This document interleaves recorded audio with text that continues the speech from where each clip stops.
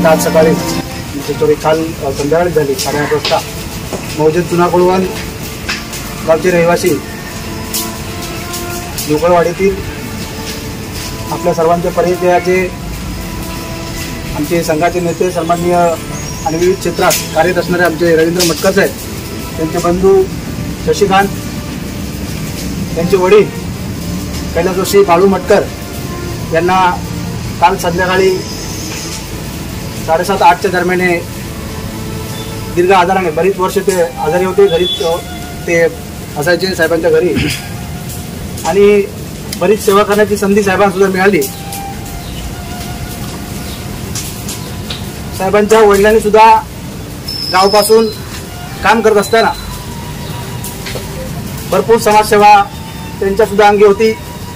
त्याचे गुण साहेबांनी अंगीकारले आणि साहेबांसारखा एक आमचा कुंडीयत्न या समाजात घडवला। असे आमचे कैलास जोशी बाळू मटकर आज आपल्यात राहिले नाहीत, आता आपल्या सर्वांना सोडून गेलेले आहेत। मी इथे उपस्थित सर्व त्यांचे नातेवाईक, मित्रमंडळी आणि आप्तेष्ट परिवार यांना धन्यवाद देतो।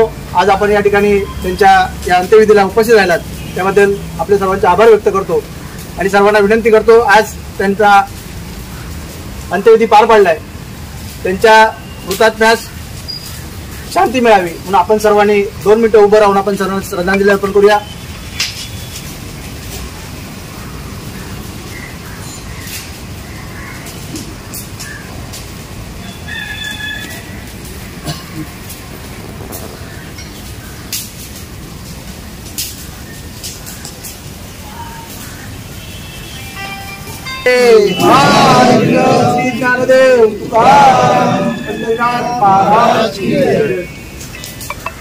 कलेचे नमन लोककला संस्थेचे अध्यक्ष आहेत आणि एक मी शाहीर तुषार पंधरे, गाव माझं लांजा, परंतु भावाप्रमाणे आज 20 वर्ष माझ्या पाठीशी उभे आहेत। त्यांचा घरोबा आमचा बरेच वर्ष आहे।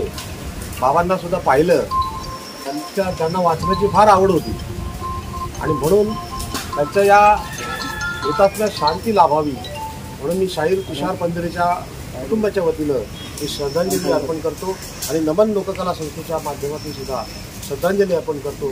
या ठिकाणी थांबतो।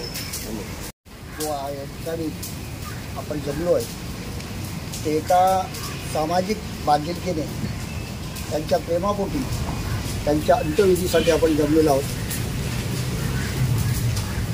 माणूस काम करत असताना